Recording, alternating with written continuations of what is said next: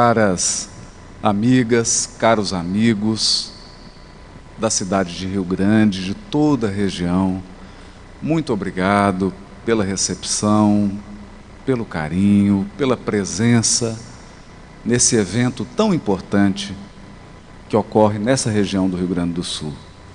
Nós gostaríamos de iniciar, como sempre, agradecendo à Federação Espírita do Rio Grande do Sul, a FERGS, na pessoa do seu presidente, nosso querido amigo Gabriel Salum, toda a sua diretoria, que está aqui presente, o Antônio, a Beth Barbieri, e todos os demais companheiros que dos bastidores estão, neste momento, trabalhando para que o movimento da união e da unificação das casas espíritas do Rio Grande do Sul possa seguir como desejou, como sonhou seu patrono Spinelli.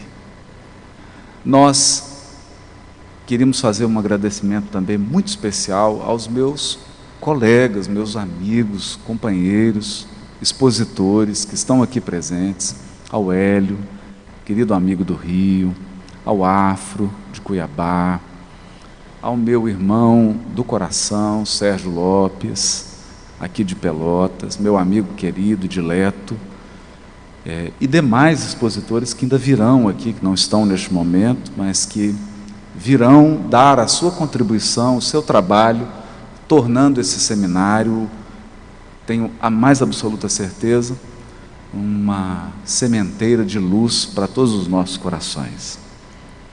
A tarefa que me foi confiada essa noite é uma tarefa difícil, é falar sobre as cartas de Paulo. Paulo talvez seja a personagem do Novo Testamento mais mal compreendida. Nós não conseguimos compreender nem a figura de Paulo. Talvez tenhamos compreendido um pouco a sua transformação, mas seguramente a sua obra, condensada nas cartas, ainda permanece na obscuridade, ainda não pôde irradiar plenamente a sua luz. Isso se deve a vários motivos. Talvez o primeiro deles seja da responsabilidade do próprio Paulo, quando ainda ele era Saulo. Saulo, um espírito complexo, porque reunia uma inteligência aguda, uma profunda inteligência, transitava por 3 mundos.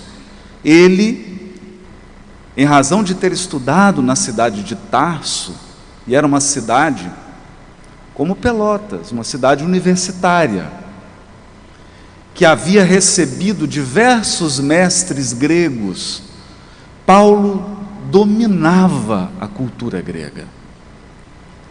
Não só o idioma que ele falava com proficiência, ele dominava o idioma grego, mas a literatura grega, a cultura grega, os esportes gregos.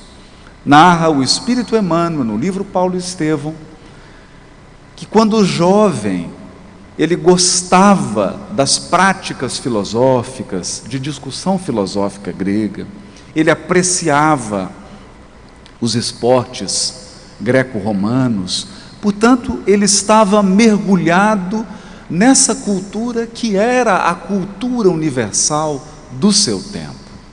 A cultura grega era a grande inspiradora do mundo em que viveu Paulo. Por outro lado, Paulo havia herdado do seu pai a cidadania romana, um elemento que se mostraria muito útil na sua missão espiritual. É que o mundo daquela época não era um mundo com tantas fronteiras como o nosso. O Império Romano havia conquistado diversas províncias e construído estradas rotas marítimas que ligavam diversas regiões ao coração do império, que era a cidade romana. Portanto, ser um cidadão romano permitia a Paulo circular livremente, sem nenhum empecilho administrativo ou político, por todas aquelas regiões. Ele era um cidadão romano e, por isso, merecia um julgamento dado ao cidadão romano, merecia todas as benesses políticas e sociais que somente um cidadão romano possuía naquele tempo. E é preciso mencionar, ele dominava também os trâmites jurídicos e administrativos do Império Romano. Sabia dos cargos, sabia das atribuições, e como ninguém, talvez de forma única, entre os apóstolos, Paulo é aquele que sabia lidar com autoridades, com cargos e com os poderes constituídos do seu tempo. Isso já começa a nos mostrar o leque, o conjunto de possibilidades que esse homem detinha na sua intimidade. E além de todas essas virtudes, além de toda essa flexibilidade cultural, é preciso mencionar, Paulo era formado nas escolas de doutores da lei do seu tempo. O povo judeu, que sempre preservou de forma incomum a sua tradição bíblica, a sua tradição religiosa, deu a Paulo tudo o que o povo hebreu poderia dar de melhor a um dos seus filhos. Paulo estudou com ninguém menos que Gamaliel, o neto do grande sábio do judaísmo, Hilel. Gamaliel, no seu tempo, é chamado no Talmude de o Grande. Era de fato uma figura extraordinária, por seu espírito conciliador, herdado do seu bisavô, Hilel, e também pela sua capacidade interpretativa e pelo conhecimento que ele tinha dos textos da tradição judaica. Paulo foi formado aos pés de Gamaliel, o Grande, como ele é chamado no judaísmo. Portanto, não nos enganemos, ele dominava a interpretação dos textos. Ele era, isso é importante ser dito, naquela época não havia uma divisão entre religião e política, religião e lei, religião e Estado. Portanto, Paulo era um jurista. Ele foi formado por juristas, e como ninguém, interpretava o texto mosaico, interpretava a tradição judaica. E além disso, estava sendo preparado para ocupar o maior tribunal do povo hebreu, uma espécie de supremo tribunal da nação de Israel, o Sinédrio, que era composto não por 11, como é o nosso Supremo, mas por 72 ministros. Gamaliel era um dos membros destacados desse tribunal, e Paulo assumiria o seu lugar. Era considerado a esperança do povo, uma das mais altas inteligências do seu tempo. É dessa figura que nós estamos tratando.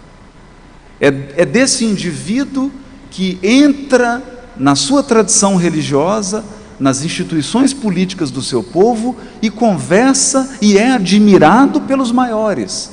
E é esse mesmo homem que sai do templo e entra na Torre Antônia, uma unidade administrativa e militar do Império Romano, e conversa de igual para igual com as autoridades romanas.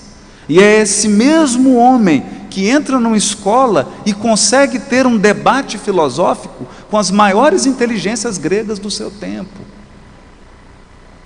Mas talvez essas, por mais que eu esteja tentando detalhar, talvez essa seja a ponta do iceberg. Falar da inteligência de Paulo é, como diz lá em Minas, chover no molhado. O que talvez fique oculto em Paulo é a intensidade dos seus sentimentos. Paulo não é um indivíduo 20 graus, 30 graus.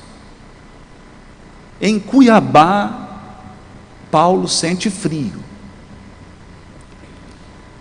porque ele é temperatura máxima. Paulo é intenso em tudo o que fazia. Se ele amava, mas amava. Se ele odiava, mas muito. Então, essa intensidade emocional talvez nos escape quando falamos da figura de Paulo. E talvez aqui haja a maior incompreensão com relação à figura de Paulo, porque nós somos uma sociedade que tem uma influência muito grande da Grécia e de Roma, e nós temos uma tendência de catalogar as pessoas que são emocionalmente intensas como loucas. Não é, Sérgio? Está aqui o meu psiquiatra que não me deixa mentir. As pessoas emocionalmente intensas são tidas como loucas, porque elas falam o que pensam, às vezes bobagem, mas falam. Elas expressam o que estão sentindo, elas não medem amor e afeto. De fato, ao lado delas, você se sente envolvido. E Paulo é intenso. Essa intensidade, quando estava a serviço de um fanatismo, não foi bom para Paulo, ou melhor, para Saulo. Porque o problema de uma alta inteligência, de uma inteligência incomum, é o problema de todas as inteligências. Eu morro de medo de gente muito inteligente, porque eles te convencem de uma coisa mesmo quando eles estão errados. E Paulo estava equivocado, e equivocado ele arrastou centenas de pessoas, e equivocado ele inicia a perseguição aos cristãos. Equivocado ele semeia um conflito que não havia se formado, e um conflito que não sei quem sou eu para dizer, mas que talvez não tivesse assumido os contornos que assumiu, que foi o conflito entre judeus e cristãos, que fez com que nós cristãos perdêssemos nossas origens, perdêssemos o contato com a nossa mãe, com a tradição da qual nós nascemos. Então ele semeia uma confusão danada. Acontece que Deus é a inteligência suprema. Eu vou tentar dizer isso de uma maneira mais simples, como minha avó me ensinou. Deus escreve certo por linhas tortas. A escrita é de Deus. Adivinha quem que entra com as linhas tortas? Você. Eu. E não, então, nós fazemos ao longo da nossa vida um tanto de bobagem, e Deus pega a bobagem e transforma em luz. Agora imagina se você entregasse luz para Ele, o que Ele faria? Então Paulo entrega um tanto de coisa complicada. Ele faz com que os cristãos saiam de Jerusalém, fugindo dele. Mas essa fuga é responsável pelo fato de nós estarmos sentados aqui hoje, falando sobre o Evangelho, porque permitiu com que o cristianismo se expandisse pelo mundo, permitiu que a mensagem de Jesus pudesse atingir corações nos mais longínquos lugares. Então há uma coisa curiosa em Paulo, porque até quando ele errou, Deus aproveitou. Seus maiores desatinos acabaram resultando num benefício para o cristianismo, porque Jesus o acompanhava. Porque Jesus o acompanhava. Aqui nós espíritas precisamos refletir sobre isso. Quando a espiritualidade superior põe a mão numa criatura, larga a mão.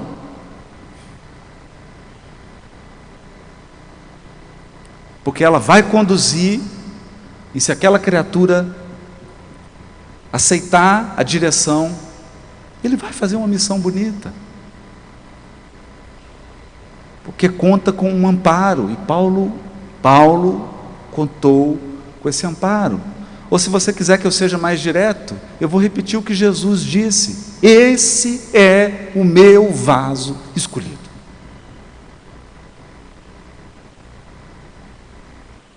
E talvez você esteja aí pensando, por que Jesus não escolhe um vaso bonito, limpo, sem problemas? Por que as pessoas que são escolhidas para divulgar o Evangelho, para trabalhar em nome do Evangelho, são pessoas tão complicadas? Não quero ofender ninguém, mas se tiver algum anjo na plateia, não sei nem o que você está fazendo aqui, mas me desculpa. Então Jesus olha para aquele vaso, e Paulo vai se referir a isso, ele sabia. Ele diz assim: mas trazemos essas verdades em vasos de barro, para que a glória seja do alto e não nossa. Então um aspecto bonito que a gente precisa falar aqui, porque é quando você vê a espiritualidade agindo em cima da fragilidade humana. Está muito filosófico, eu vou dizer então no mineirês. É quando a espiritualidade pega uma besta quadrada e faz a besta falar, igual a mula de Balaão.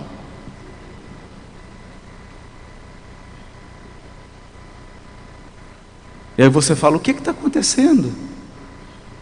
O que está acontecendo é que a glória é de Deus e não do vaso. Cuidado. Cuidado. As aparências enganam. Às vezes você está muito preso ao vaso, está muito preso à fragilidade do instrumento e está deixando de beber a água cristalina que verte do alto, através do vaso de barro.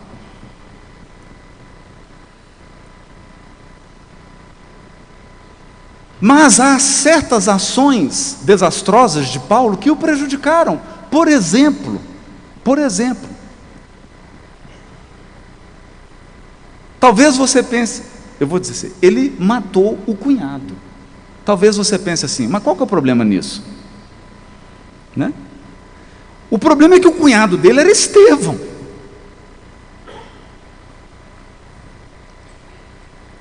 Agora, você imaginou Estevão vivo ao lado de Paulo?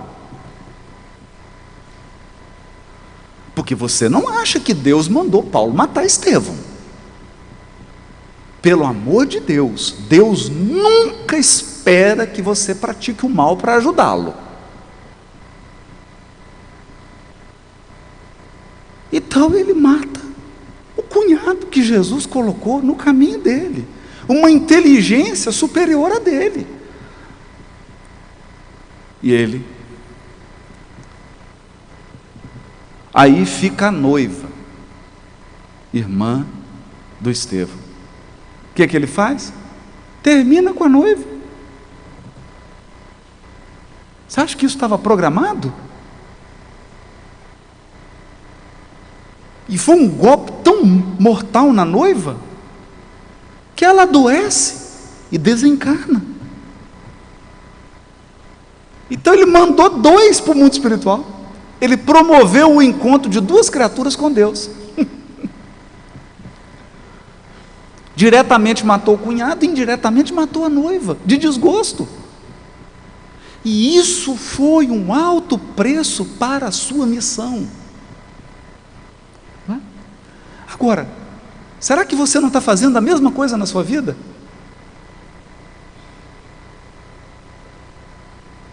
Será que você não está aí afastando aqueles alicerces que foram colocados do seu lado?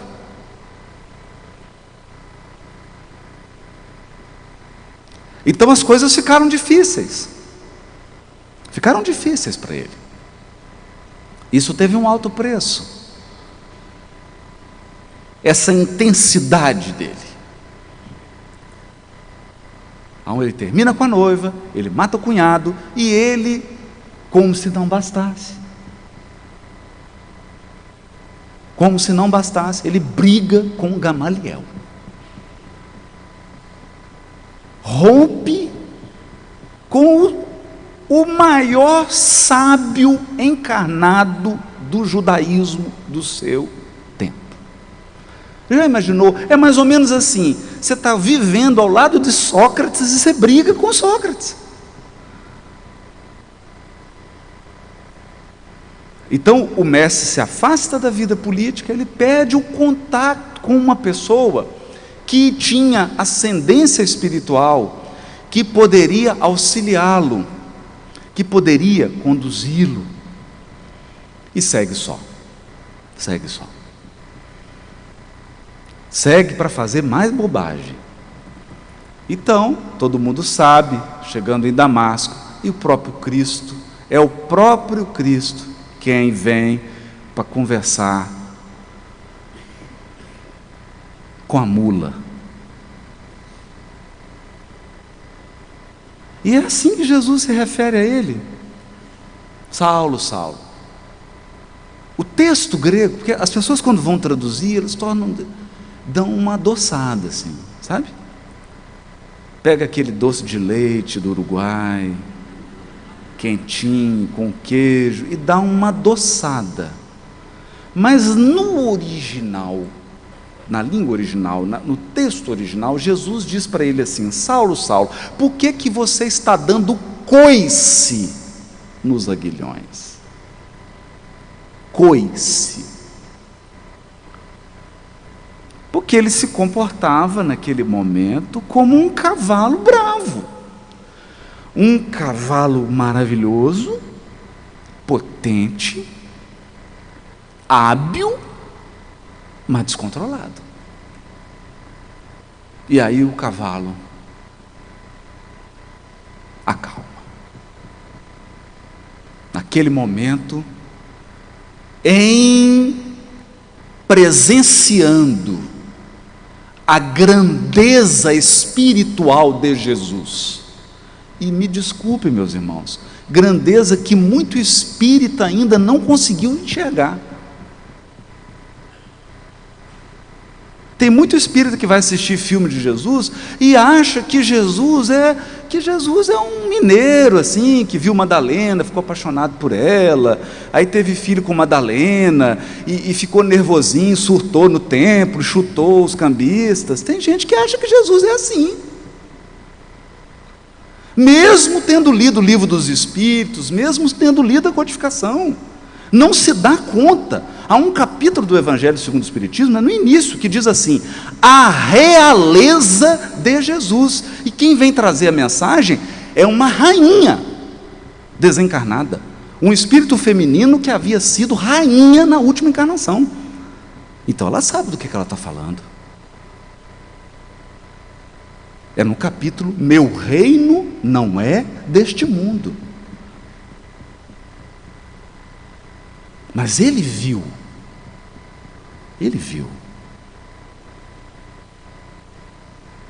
Não foi uma luz. Eu estou vendo uma luz. Ele viu uma luz que era mais forte do que o sol do deserto.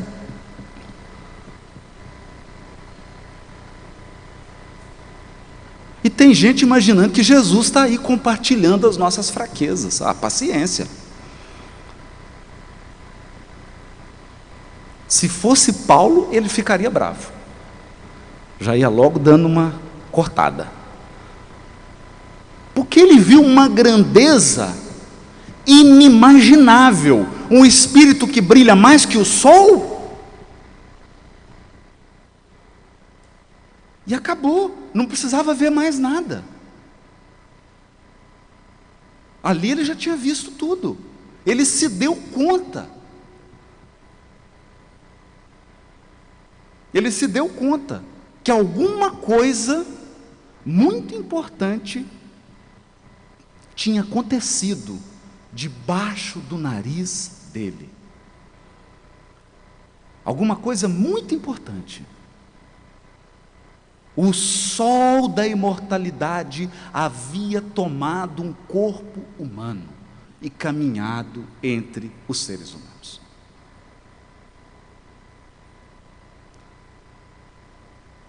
Então aquilo coloca em xeque a inteligência de Saulo.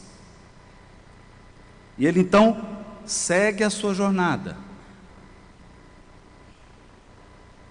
Aqui nós vamos entender, e eu estou fazendo toda essa contextualização para chegar na carta.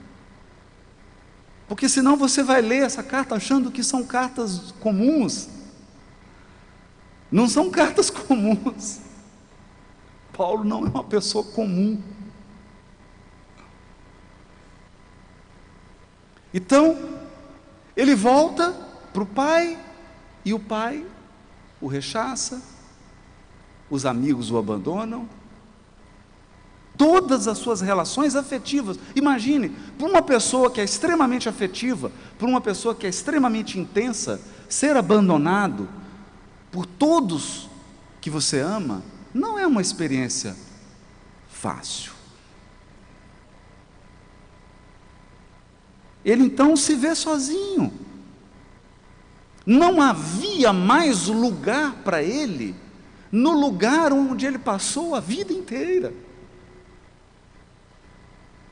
É como você voltar para a sua cidade natal e ser expulso.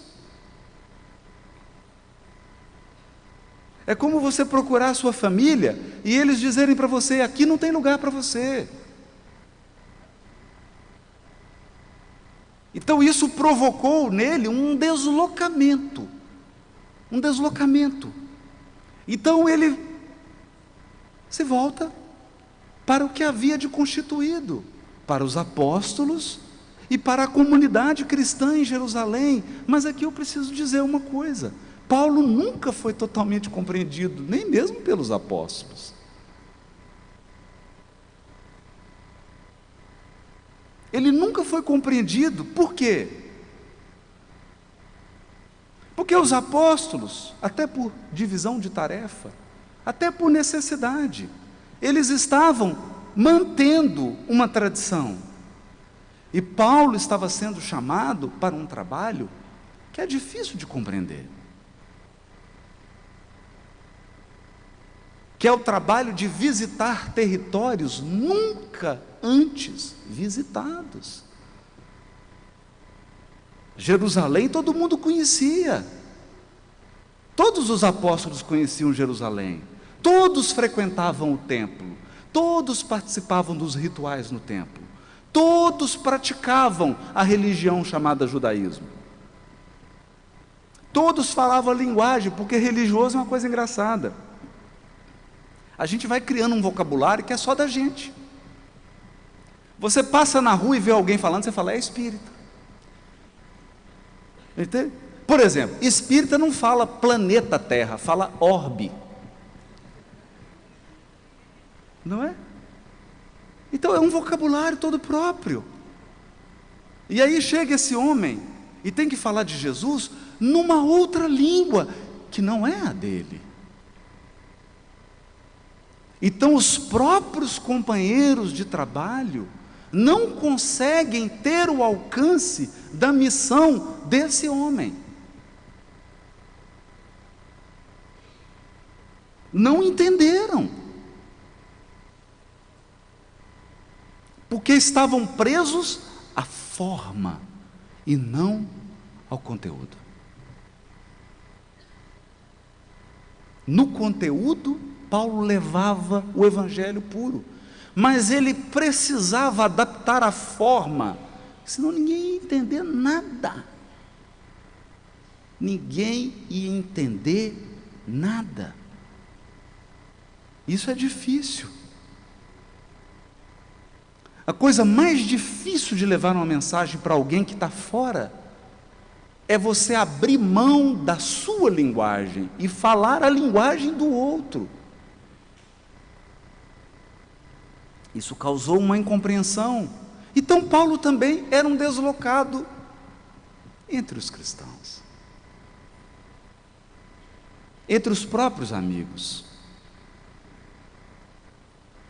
E ele sai em condições adversas, recebendo um público que ele não conhecia, e tendo contato com pessoas, com hábitos, com costumes totalmente diferentes. E aqui então começa a grandeza desse homem.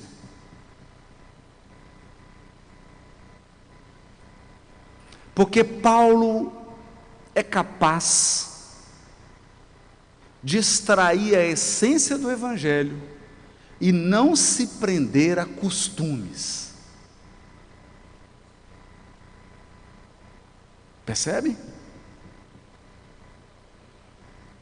Isso é difícil, porque nós somos apegados à nossa língua, à nossa terra, aos nossos hábitos, às nossas práticas, ao nosso modo de fazer as coisas, e às vezes nós confundimos a mensagem de Jesus com as nossas questões culturais.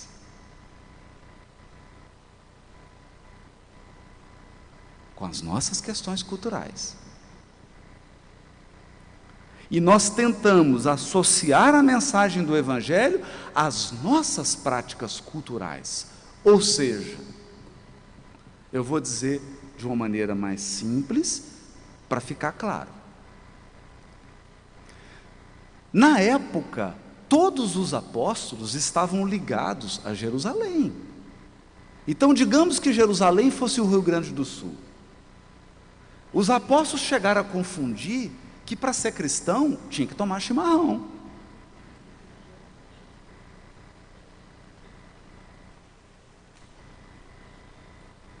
Então eles confundiram práticas culturais com a essência do Evangelho. Com a essência do Evangelho.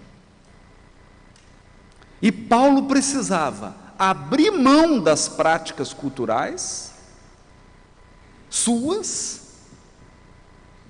e viver como estrangeiro numa terra que não era dele. Viver sem abrir mão da ética do Evangelho. Abrir a mão da cultura. Percebe? Mas não abrir a mão da essência.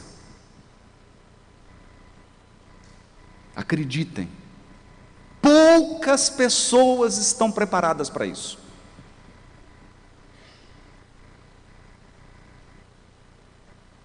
Poucas pessoas.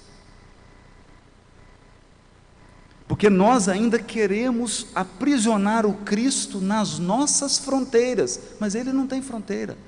Ele é o governador do planeta. Jesus, se for preciso, toma chimarrão, come pão de queijo, toma café, açaí. Não tem. E isso é vestimenta, não é essência. Então, Paulo tinha isso muito claro, mas isso gerou muita incompreensão, isso gerou muito ataque a essa criatura. Muito ataque. Ataque dos seus, não dos de fora, dos amigos e das amigas de trabalho. Porque falar para gentio não é fácil. Querem ver? Querem ver? Às vezes nós ouvimos algumas pessoas dizerem assim: nossa, aquele filme é muito bonito, fala da espiritualidade, mas é pena que ele não é espírita. Mas como assim? O filme fala de espírito? Fala da realidade do espírito? Fala. Então o que você quer mais? Sabe o que a gente quer? Que fale da nossa forma de falar, que fale da maneira para que nós nos sintamos confortáveis. Só que se falar só para você, o outro não vai se sentir confortável.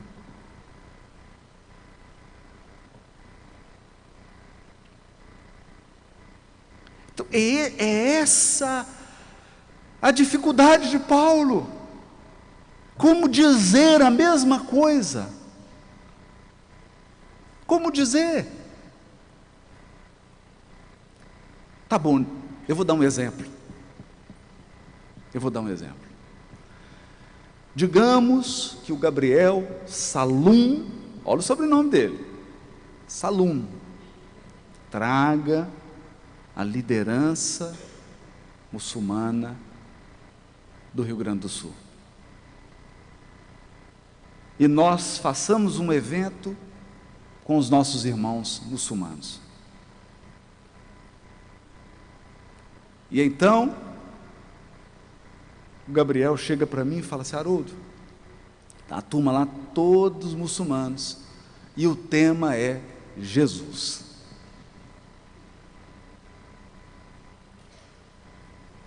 Como é que você fala? Como que você fala?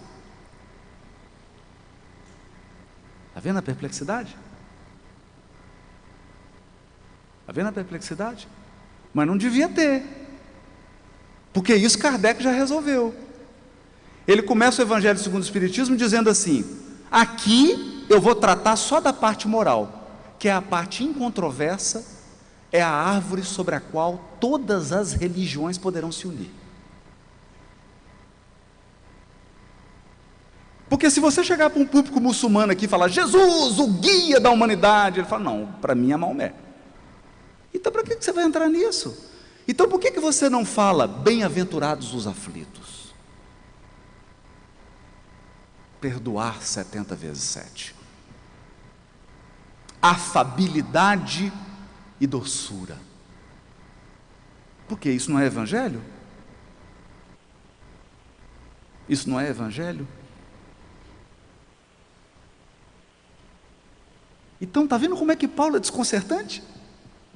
Ele é desconcertante, porque ele é capaz de pegar o espírito e deixar a letra. Nós ficamos presos à letra, mesmo perdendo o espírito. Então nós somos assim: você dá a banana, a gente descasca, come a casca e joga a banana fora.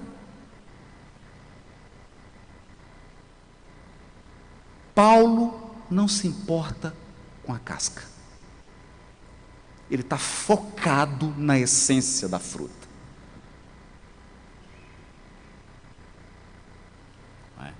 Então isso já, agora depois que Paulo fez, ficou fácil de muitos fazerem. André Luiz, por exemplo, começa o livro Agenda Cristã dizendo assim: nós não estamos trazendo nada de novo, qualquer um que tenha uma semana de conhecimento de evangelho já sabe o que fazer.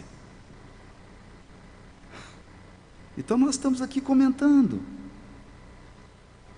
Falar de dor, falar de resignação, falar de justiça divina, falar de afabilidade e doçura, falar de caridade, falar de esperanças e consolações, falar de humildade, é tema para qualquer um, é tema para falar com um budista, é tema para falar com um hindu, é tema para falar com um muçulmano, é tema para falar com os nossos irmãos judeus, é tema para falar com qualquer ser humano, não importa se ele come cachorro, barata, rato, salmão.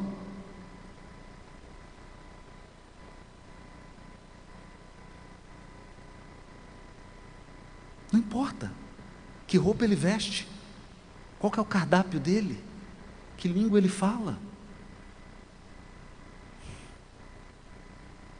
Então esse homem era o vaso escolhido porque ele percebeu isso. E saiu pelo mundo. E saiu pelo mundo. E aí começa o trabalho dele, que é importante que a gente entenda. Paulo formava comunidades. Comunidades. Então, meus amigos, nós estamos aqui em uma comunidade. Nós estamos aqui com os irmãos da 5ª Região Federativa do Rio Grande do Sul.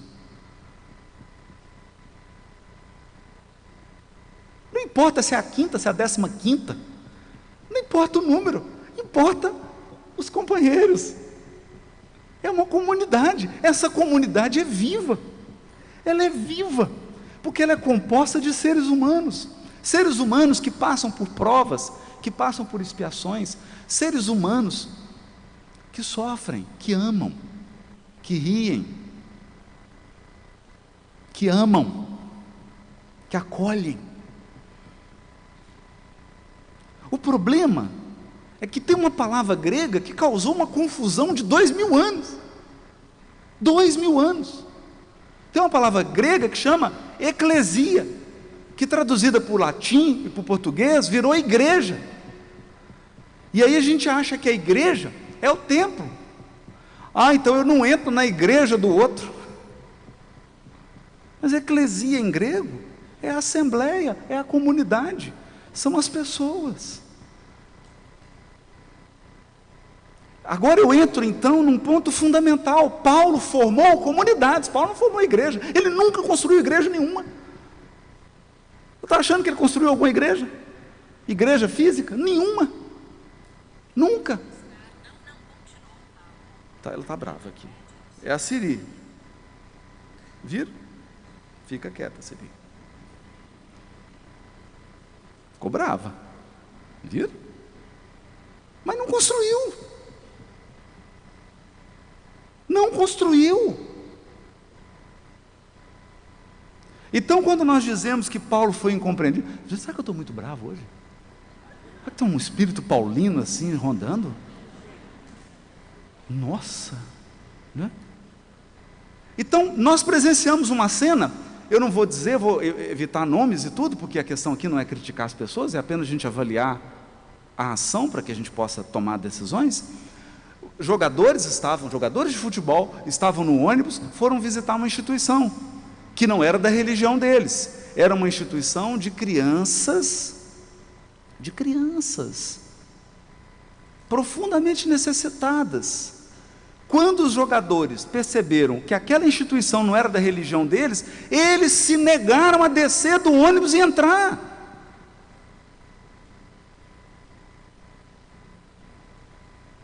E a conversar com crianças que estavam com câncer, porque elas não eram da religião deles.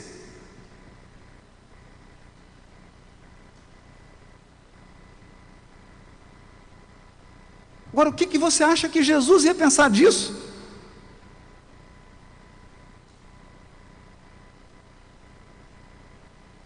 Então, Paulo formou comunidades. E aqui tem uma coisa, ele sabia o nome de cada um, porque uma coisa impressionante nas cartas, as cartas de Paulo terminam com beijos e abraços. Um beijo, um abraço para o fulano, blá, blá, e aí ele cita todo mundo. A mulher, o marido, os filhos, a esposa, o cachorro, o papagaio. Cita todo mundo. Ele vai citando nome por nome.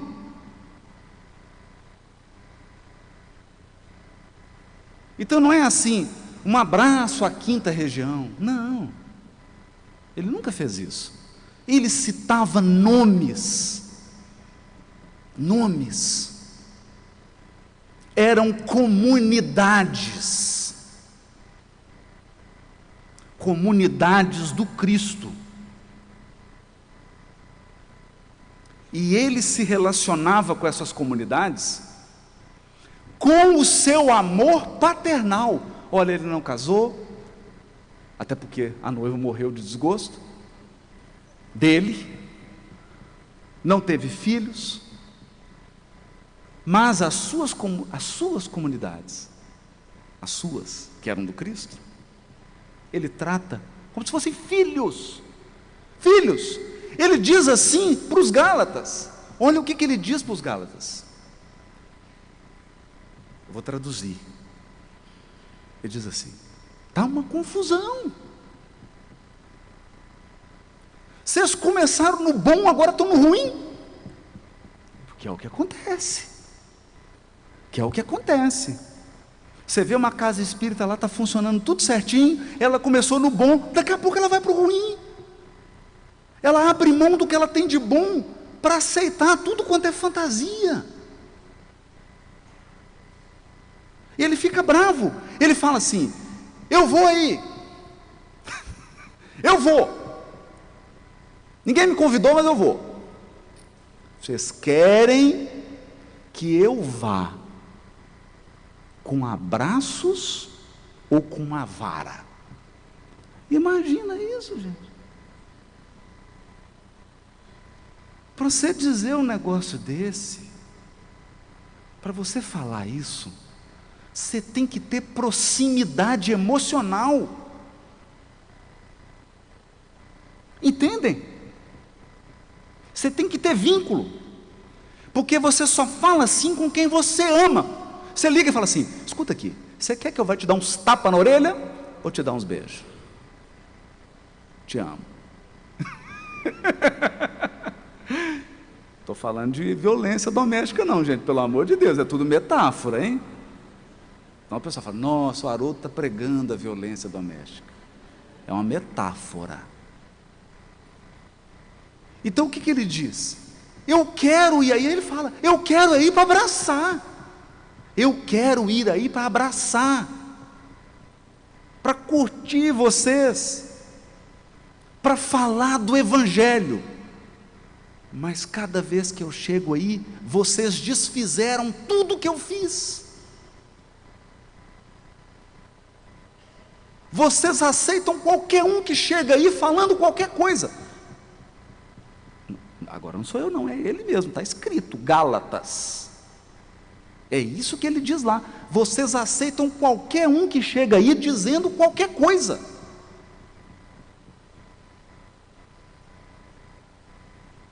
Mas por que ele diz isso? Por quê? Porque ele comeu com aquelas pessoas. Ele morou lá alguns meses. Ele sabe a dor, sabe o problema de cada um deles. Ele orou, rezou com cada uma daquelas criaturas.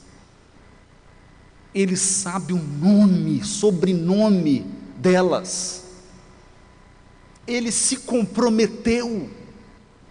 Paulo se compromete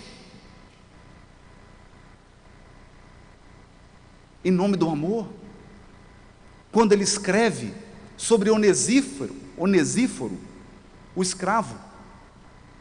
Ele diz assim para o dono, na época existia escravatura, ele diz para o dono do Onesíforo: se ele te deu algum prejuízo, me fala que eu pago.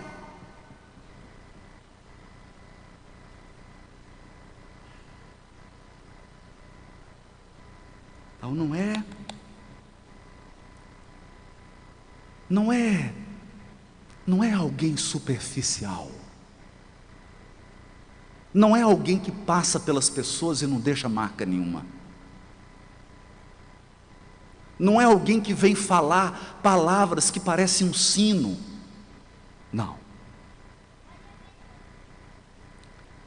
Paulo, quando cruza a vida de alguém, você não esquece dele, porque ele vai lá no seu coração, ele vai lá no fundo.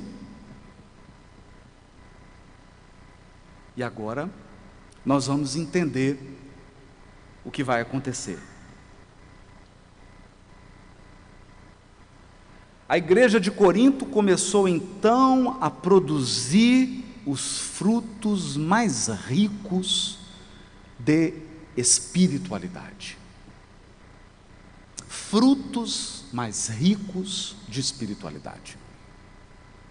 Deixa eu dizer como eu interpreto isso aqui.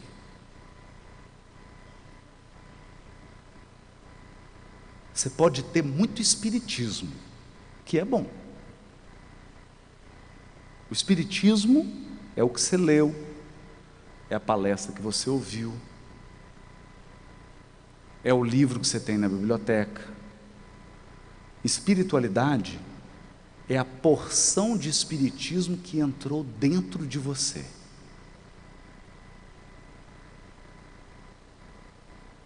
Então você pode ter 99% de espiritismo fora de você. Aí você perde e desencarna alguém que você ama. Aí você vai ser avaliado qual o percentual de espiritismo que tem dentro de você. Dentro. Isso é espiritualidade. Então a igreja produzia frutos,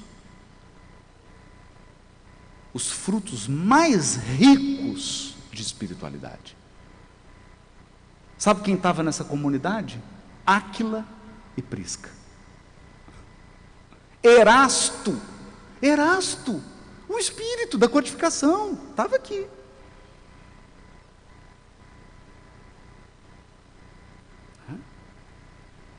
A cidade era famosa por sua devassidão. Corinto era igual hoje, pode tudo.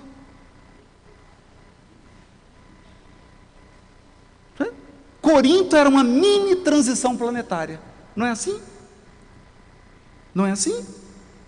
Hoje, você sai aqui em Rio Grande, se você quiser droga ilícita, tem no supermercado, tem tudo. Coisa boa. Agora, se você quiser ir numa creche, visitar criança, tem também. Tem tudo. Então, Corinto tinha tudo que você quisesse.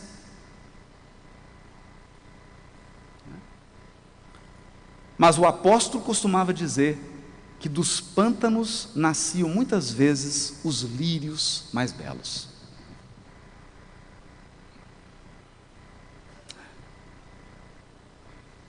E como onde há muito pecado, há muito remorso e sofrimento, em identidade de circunstâncias, a comunidade cresceu dia a dia. Por quê? Porque depois o Sérgio Lopes explica para a gente. Nós não fomos feitos para ferir nem a ninguém, nem a nós mesmos. Há um limite psíquico em você, que se você ultrapassar, você adoece.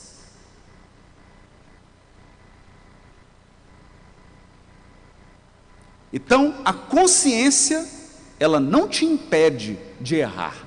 Não. Pode errar à vontade.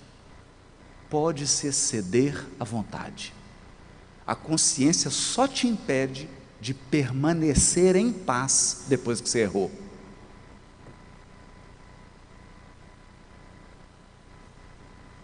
Por quê? Emmanuel chama isso, numa resposta a Herculano Pires, numa mensagem chamada Desencarnação Coletiva. Ele diz que Deus é a suprema justiça, a suprema bondade, a inteligência soberana, mas nós, como seus filhos, trazemos a justiça imanente.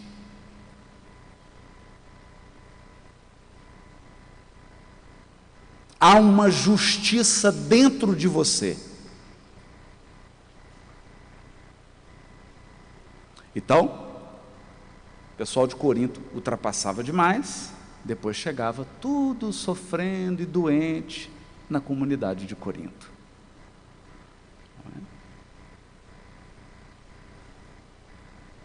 Reunindo os crentes mais diversos que chegavam ansiosos por abandonar aquela Babilônia incendiada pelos vícios. Com a presença de Paulo, a igreja de Corinto adquiria singular importância e quase diariamente chegavam emissários das regiões mais afastadas. Eram portadores da Galácia a pedirem providências para as igrejas da Psídia. Companheiros de Icônio, de Listra, de Tessalônica, de Chipre, de Jerusalém, em torno do apóstolo formou-se o colégio de seguidores, de companheiros permanentes, que como cooperavam nos mínimos trabalhos. Paulo, entretanto, preocupava-se intensamente. Os assuntos eram urgentes, tanto quanto variados. Não podia olvidar o trabalho de manutenção. Manutenção. Porque abrir casa espírita, abrir frente de trabalho, é uma coisa, manter é outra. Manter. Aos poucos, compreendeu que não bastava enviar missionários.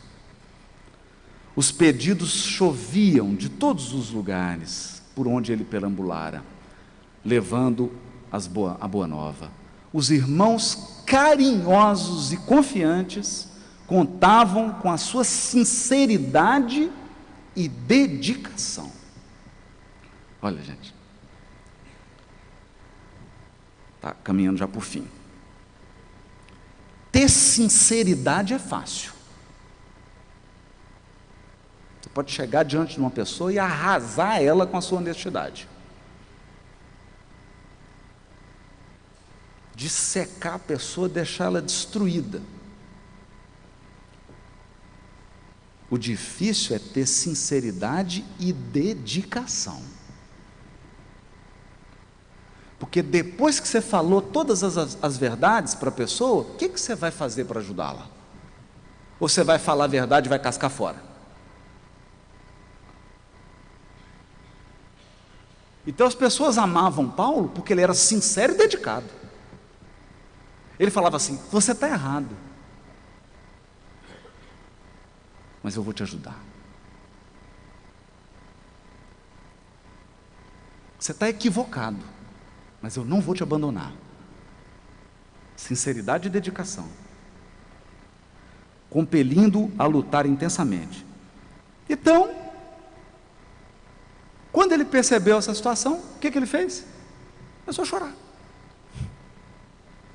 Chorou. Eu não vou dar conta. Não vou dar conta. Não vou dar conta.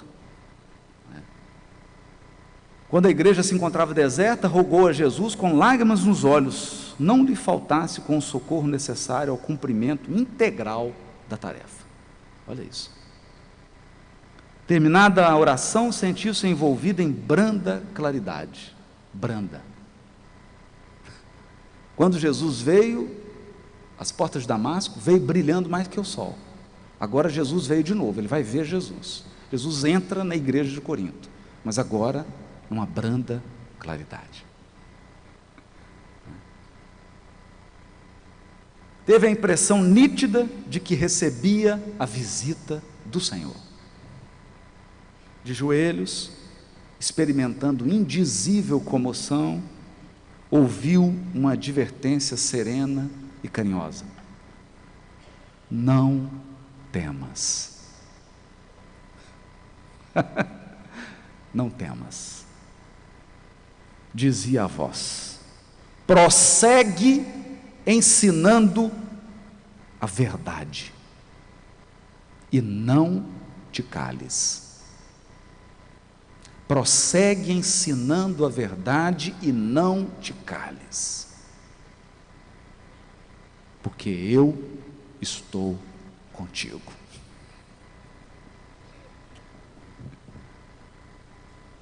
Percebe? É assim. Então, não tem muita teoria, não. Jesus chegou, entrou e falou assim: não precisa ter medo. Eu, Jesus, estou com você. Estou com você. Continua. E fala a verdade. Não cala.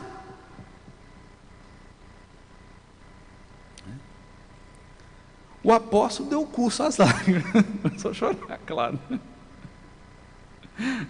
Começou a chorar. Aí ele falou: bom, um problema resolvido, né? Jesus está comigo, não preciso ter medo, vou continuar. Mas como? Como que eu vou fazer isso? Aí Jesus: não te atormente com as necessidades do serviço. Não te atormentes com as necessidades do serviço. É natural que não possas assistir pessoalmente a todos ao mesmo tempo, mas é possível a todos satisfazeres simultaneamente pelos poderes do Espírito. Falou em parábola. Por que Jesus falou em parábola? Por que ele não falou direto assim? Você pode atender a todo mundo, Paulo, escreve, porque aí a lição ia ser só para Paulo. Porque Jesus está falando agora para todo mundo aqui.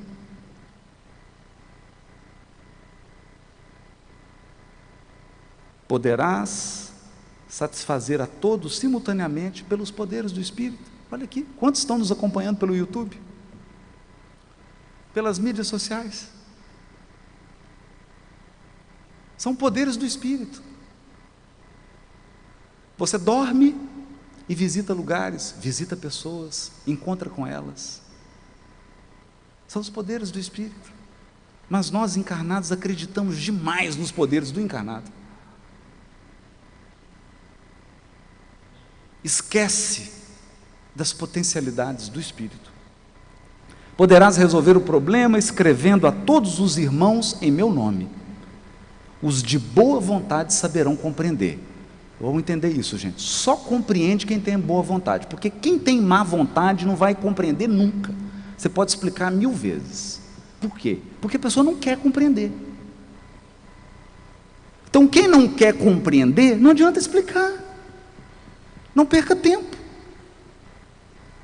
Os de boa vontade saberão compreender, porque o valor da tarefa não está na presença pessoal do missionário, mas no conteúdo espiritual do seu verbo, da sua exemplificação e da sua vida. Doravante, de agora em diante, Estevão permanecerá mais aconchegado a ti, transmitindo-te os meus pensamentos, os meus. E o trabalho de evangelização poderá ampliar-se em benefício dos sofrimentos e das necessidades do mundo. Porque quem fala no Evangelho só tem uma finalidade: atender aos sofrimentos e às necessidades do mundo. E então surgiram as cartas. E o pensamento do Cristo se materializou nas cartas ditadas por este apóstolo. Ditadas. Ele falava. Elas são ricas da fala. As cartas de Paulo são para serem ouvidas. Eu prometo, assim que eu traduzir todo, está quase acabando, eu vou gravar. Porque aquilo ali tem que ser ouvido. Aquilo foi feito para ser ouvido, para ser escutado. Ali está o pensamento de Jesus. Ou você tem alguma dúvida? Você tem alguma dúvida que o capítulo 13 da carta aos Coríntios ainda que eu falasse a língua dos homens e dos anjos, se eu não tivesse amor, eu seria como um metal que retine ou como um sino que toca. Você tem dúvida que é Jesus falando?